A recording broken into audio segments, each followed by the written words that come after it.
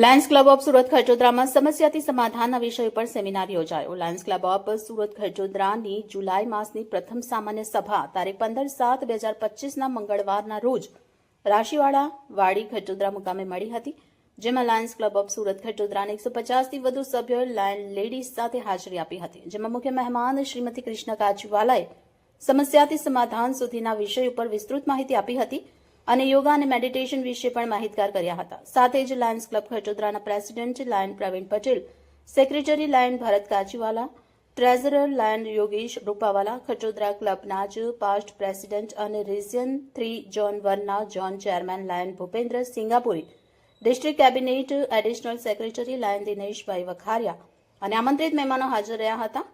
એમઓસી તરીકે લાયન કેતન સુખિયાજીવાલા અને લાયન જિગ્નેશ સુરતીએ સેવા આપી હતી।